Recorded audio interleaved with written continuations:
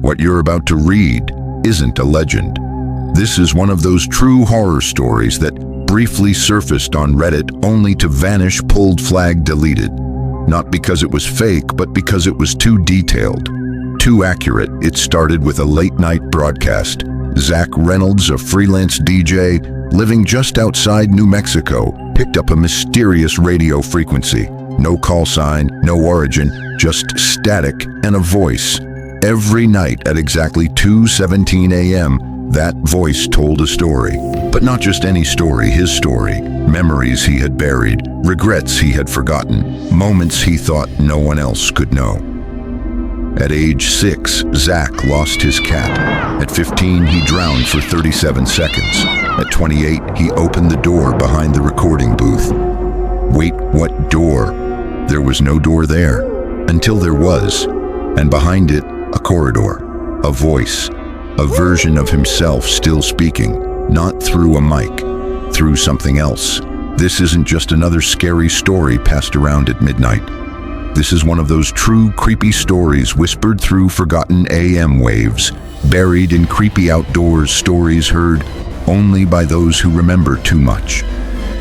Because if a voice on the radio knows who you are, what happens when it calls you back? Zach first noticed it the week after his 32nd birthday at exactly 2:17 a.m. during an overnight mix session. His equipment picked up a broadcast on a frequency that wasn't listed, 98.3 MHz. No station was assigned to that bandwidth in New Mexico. The transmission was low, barely audible through the static and the voice. It was male, calm, slow, no introduction, no DJ tag, just narration. And it was telling a story. Zach Reynolds was 6 when the cat ran away. He still blames himself. He never told anyone it wasn't an accident. Zach froze. The story continued.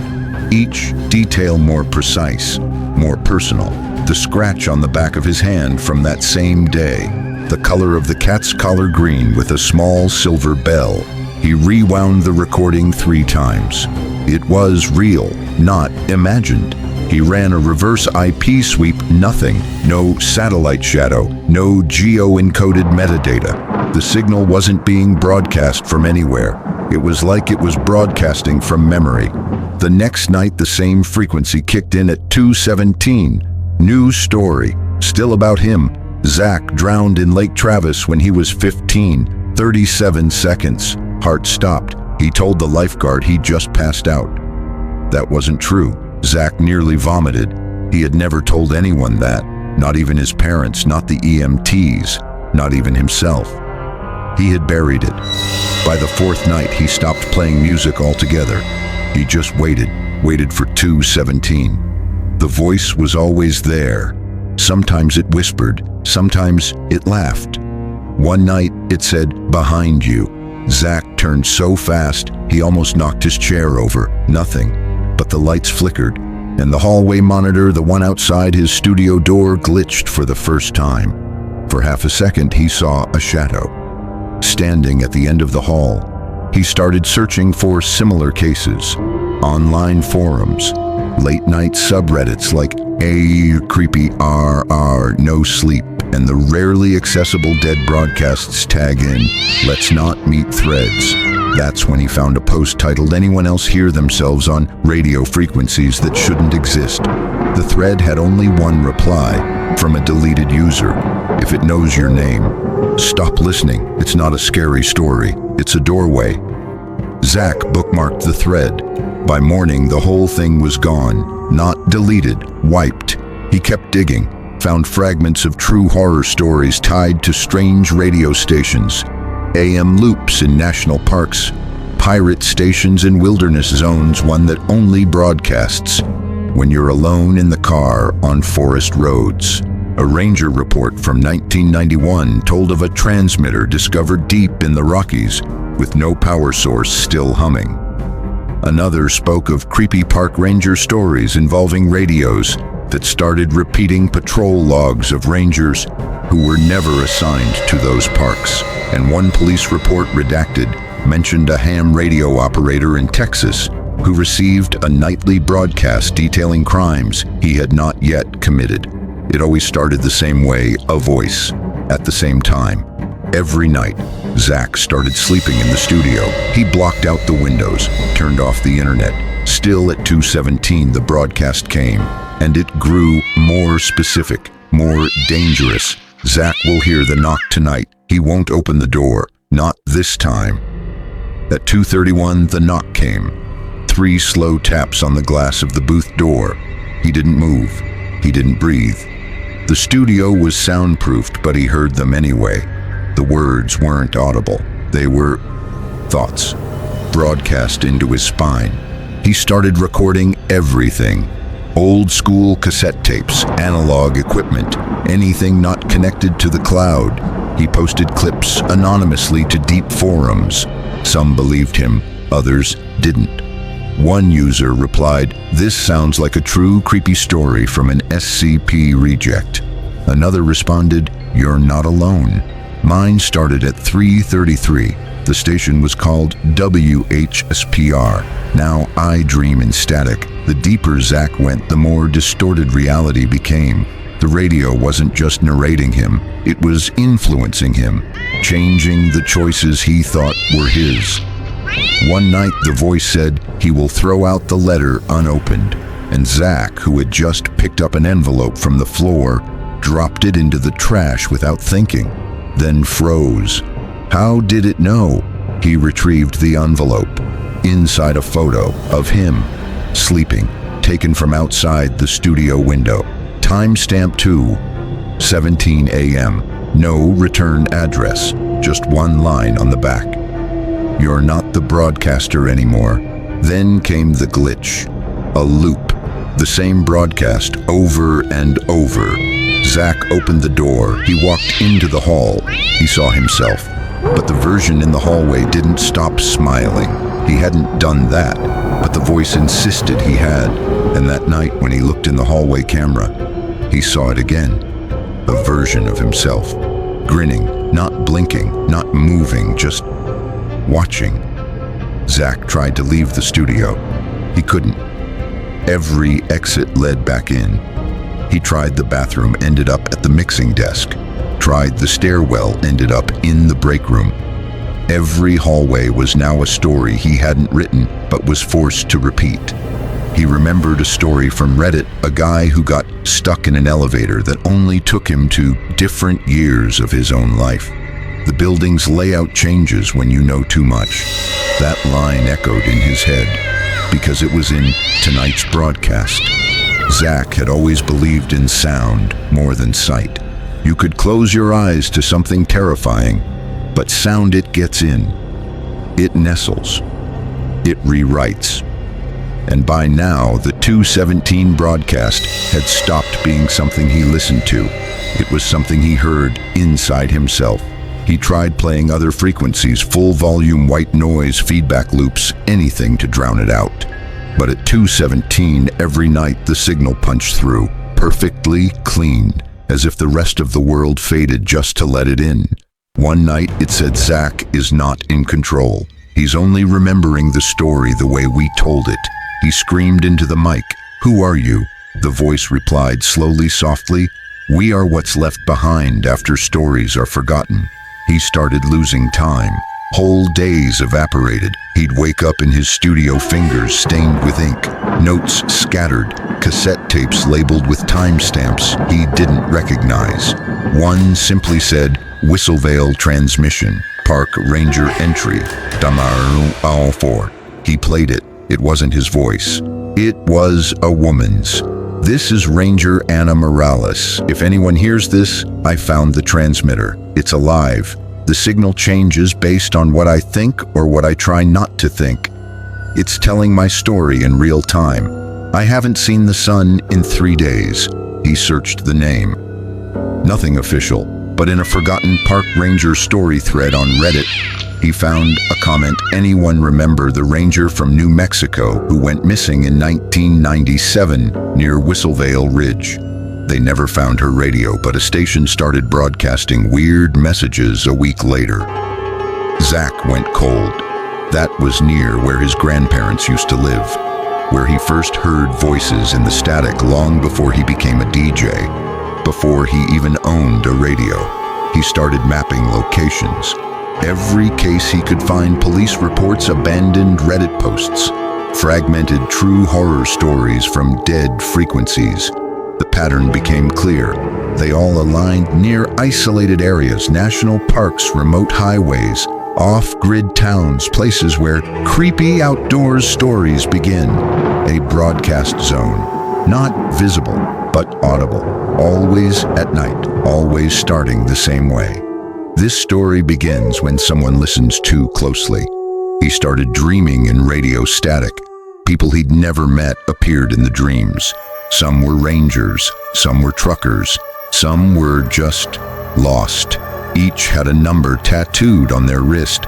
Each one whispered, "You're next on the dial."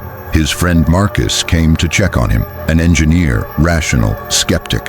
Zach played him the 217 tape. At first it was silent, then static, then the voice. "Marcus Davis, you shouldn't have come. The story isn't yours yet." Marcus paled. "You told it your name?" he asked. Zach shook his head. "I didn't say anything." The next day, Marcus went missing. No car, no wallet, just a cassette tape on Zach's console, labeled "Entry Accepted." The city started to bleed together. Familiar streets looked older, like he was walking through layers of past broadcasts. At a diner, the waitress dropped his coffee and muttered, "You shouldn't be out after 2:17. He blinked. "How do you know about that?" She shook her head. "I don't know what I just said." He returned to his studio. Something was different. The walls pulsed slightly like bass from a speaker that wasn't plugged in. In the corner, a door had appeared. He had never seen it before. Unmarked, no handle. He stepped closer. At 2:16 a.m., it creaked open, and from within sound, not music, not speech, a layered hum of scary stories, creepy park ranger stories, true creepy stories, all speaking at once. Then the voice returned, not from the speaker, from the walls. "You've been recording your own transmission, Zach, all this time. We just tuned you in." He collapsed. His thoughts weren't his anymore. He saw places he had never been. A fire watchtower in Montana, a cave system in Oregon, a motel room in Nevada where the mirror whispered back. Each was a memory from someone else, someone who had heard the broadcast, who had become the broadcast. He woke up in the studio chair. Sunlight, 9:43 a.m. His recorder still rolling, except the timestamp said live since 2:17 a.m., day 134. He hadn't left, not really. He played the tape. The voice was his, but the story, not one he remembered living. Zach opens the door. He walks down the hallway. The floor stretches. The mic grows teeth. He speaks until he forgets he was ever silent. He whispered, "How do I stop it?" The mic answered, "You don't. You transmit." He fled, tried to drive to a new city, but every radio station played the same thing, his voice, telling his story, slightly out of sync. In one version, he was already dead. In another, he had never existed. He stopped at a ranger station middle of nowhere. The ranger looked at him, froze. "You're the one from the tapes." Zach begged for help. The ranger pointed to an old filing cabinet. Inside were folders labeled True Horror Stories, audio cases, wilderness radio events, Signal Echo Park Ranger Files, 1972-1999, Scary Woods broadcasts, creepy stories, dial-in deaths. At the very back, one folder stood alone, labeled Zach Reynolds, still broadcasting. He opened it. Inside was a photograph of him, sitting at the desk, mic on, eyes blank. Behind him, the door half open. He asked the ranger, "When was this taken?" The ranger replied, "That photo's from 1993. Zach stood in front of the ranger. The photo in his hand trembled. His voice cracked. "How can this be from 1993? I wasn't even in high school then." The ranger said nothing, just pointed to a wall behind the desk. Pinned there beneath a faded wilderness evacuation map were dozens of photos. Each one showed different people, different times. Same studio, same microphone, same look in their eyes, vacant, wide, trapped. Some of the faces were partially erased like bad signal bleeding through, and next to every photo, a date. All 2:17 a.m. Zach took a step back. "You've seen this before," the ranger nodded. "It's not the voice that finds you, it's the silence you left behind. It fills it." Zach ran. He drove for hours, across state lines, tried switching vehicles, ID, name, nothing helped. Every night at 2:17 a.m., wherever he was, motel room, truck stop, abandoned cabin, the broadcast played. Sometimes on a car radio, sometimes through speakers that weren't plugged in. Once through the rattle of a vending machine coil. Always the same story, always his voice, telling the story just a few hours ahead of where he was now. He tested it, spoke into a tape recorder, burned it. Next night, the recording played anyway. He tried to delete himself from social media, destroy old recordings. Didn't matter. The voice didn't need files. It used memory. One night the voice said, "Zach goes to the burned radio station tonight." He finds the room with no number. He opens the door, and what he sees is what was always waiting. Zach found the place just outside Arizona. A broadcast tower collapsed in on itself, surrounded by warning signs and dry sand. According to online forums, especially in deep Reddit horror threads, creepy outdoor stories and scary woods stories, this was ground zero. A ranger had gone missing here in 1995. Some called it a frequency sinkhole. Others believed it was an abandoned test site. No records officially existed. Inside, everything smelled scorched, dust, static, melted plastic.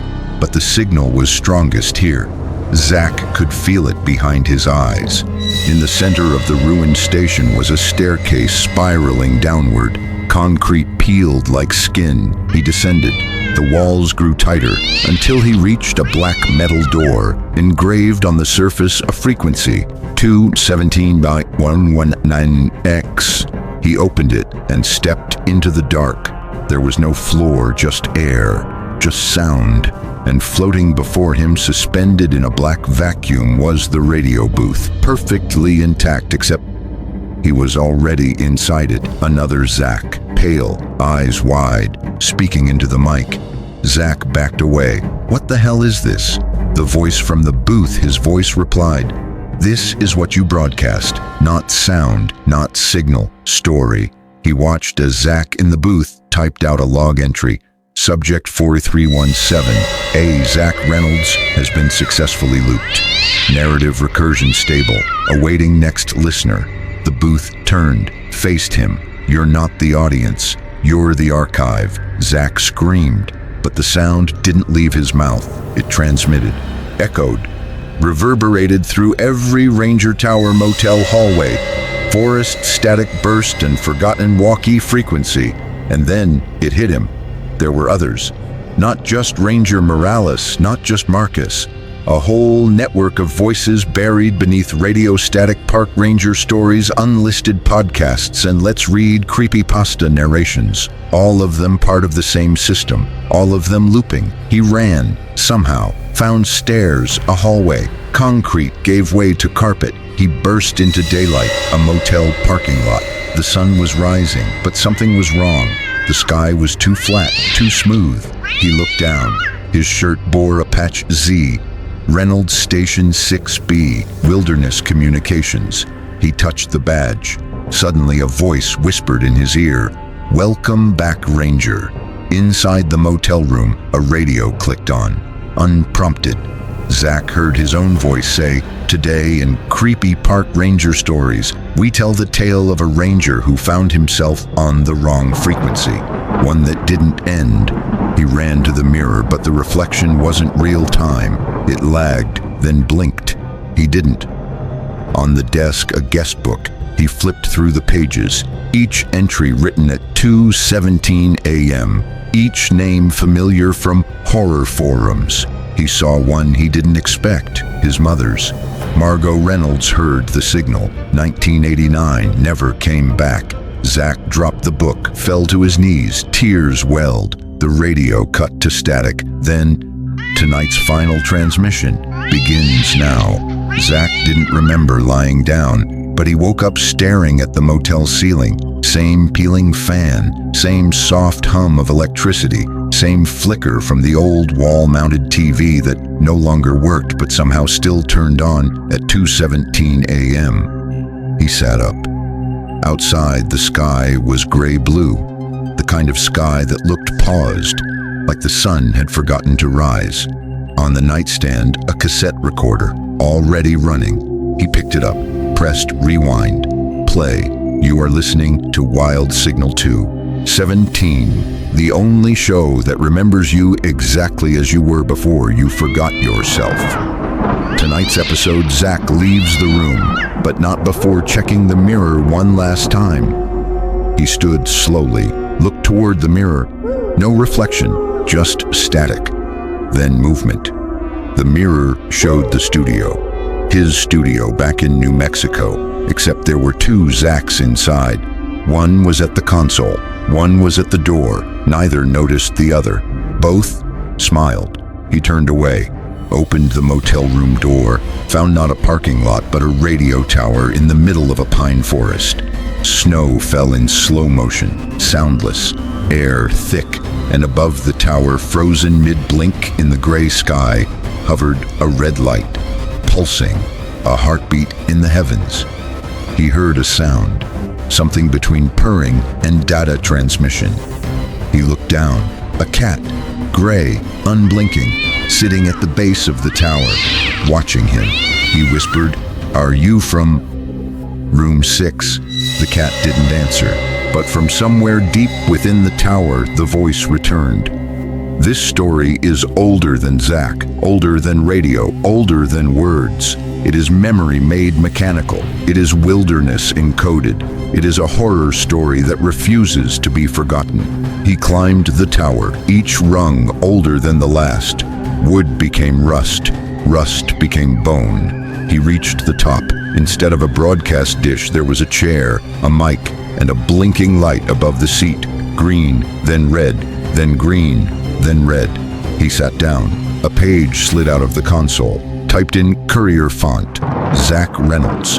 Final broadcast, true story confirmed, status archivist. The mic clicked on, and from the static he heard voices, not just his own, all of them. A park ranger who vanished from Shenandoah in 1987. A woman who found a black phone ringing in the middle of Yellowstone. A child's voice echoing from under a ranger station crawlspace. A hiker who disappeared for 6 days returned speaking only in frequencies. A radio host who slowly began narrating his listeners' deaths before they happened. All voices now, all frequencies, all looping. Zach grabbed the mic. His hand trembled. He asked the only question left. Why me? The system answered, not in a voice, but in memory. He saw himself as a boy, age 7. Sitting in his grandfather's cabin in New Mexico, tuning an old ham radio, a moment when he had no idea the station he found wasn't playing music, it was storing him.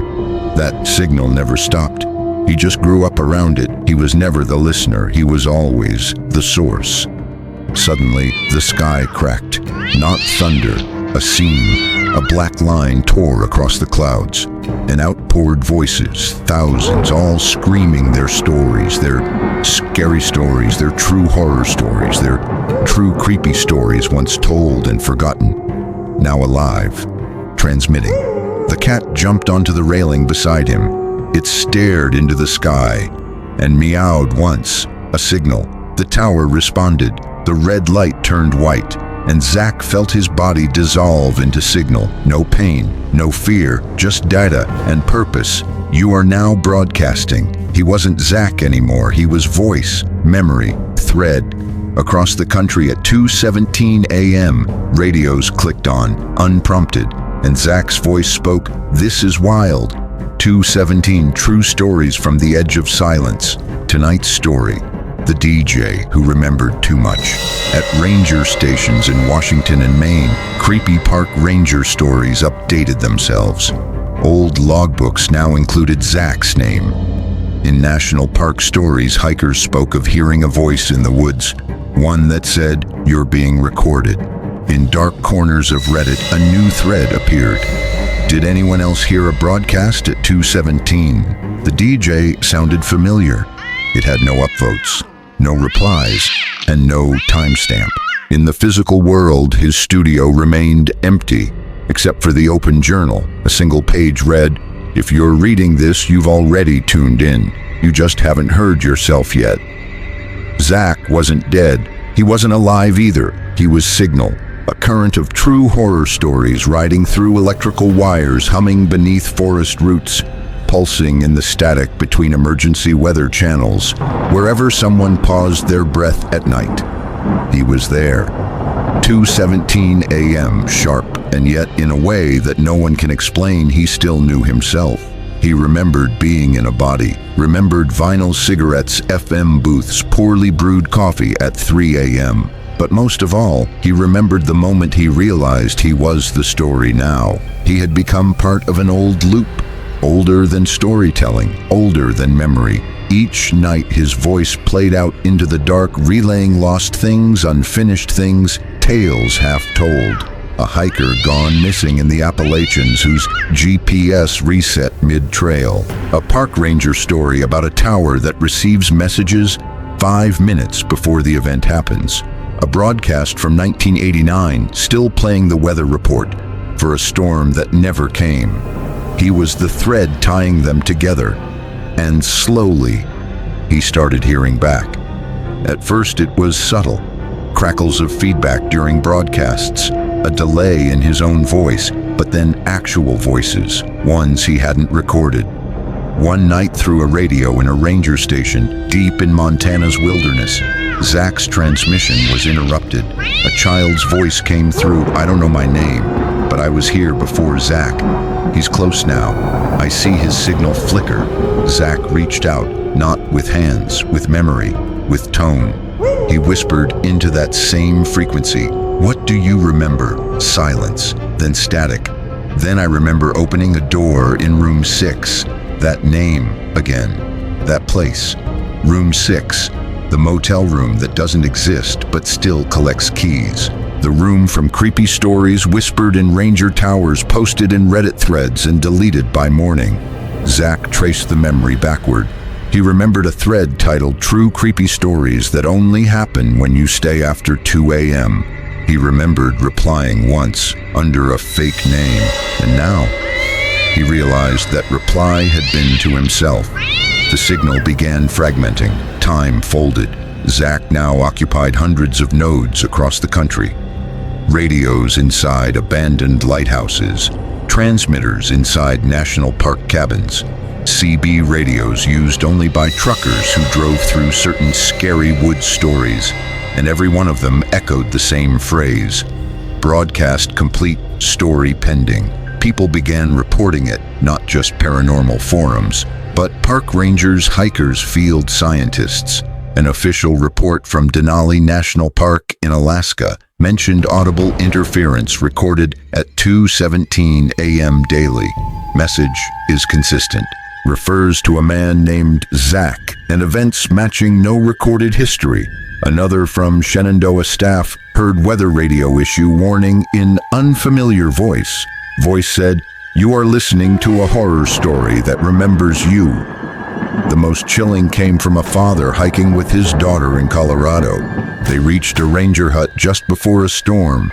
Inside was a small battery-powered radio. When they turned it on, they heard, "This story begins in a DJ booth," where sound became memory, and memory became the only thing still alive. The girl reportedly asked Daddy, "Why is the man inside the radio crying?" Zach felt all of it. Every ear that heard him, every eye that read a post about him, every mind that paused at the wrong story on Reddit or YouTube. At 2:17 a.m., they joined the loop. He began building the archive, not physically, through signal. A ghost library of true stories, uploaded subconsciously drawn from fear, shame, and things no one had ever told aloud. Categories formed on their own, true creepy stories that echo in hotel rooms, scary woods stories heard by park rangers, creepy outdoors stories that rewrite maps, stories from Reddit that disappear, wilderness stories where no one was supposed to survive. The archive lived in airwaves, in bleed-through frequencies, in dead zones, and Zach was its librarian. But not everyone wanted to forget. Some remembered. At a tiny radio station in Vermont, a woman named Claire Mason, a DJ, began hearing the signal. At first, she dismissed it as noise, but then Zach's voice spoke directly to her. "Claire, you stayed on the air too long." She unplugged everything, still at 2:17. He returned, and eventually she replied, spoke into the void. "What are you?" he answered. "I'm what happens when stories don't end, when horror doesn't stop at fiction, when the world becomes the broadcast." She recorded her side, posted it under a pseudonym on Let's Not Meet. Her story spread, then vanished. But not before dozens of others commented, "I heard him too. Mine started at 3:33. He said my name, I never told anyone." Zach knew then the loop was expanding. Not just him now. The archive had other voices. The girl from the motel, the ranger from Whistlevale, the hiker who walked through mirrors. Each became a frequency, a story reborn in signal. By year's end, the phenomenon had a name, the broadcast, but no one could trace it. Every time someone tried to map it, their data scrambled. The map erased itself, except for one label over and over: wilderness, origin unknown, and Zach. He watched, he remembered, he whispered, every night at 2:17 a.m., and some nights, if you're near outdoors, stories that no one tells anymore. You might hear, "This is wild." 217 Story Channel, and tonight's tale is yours.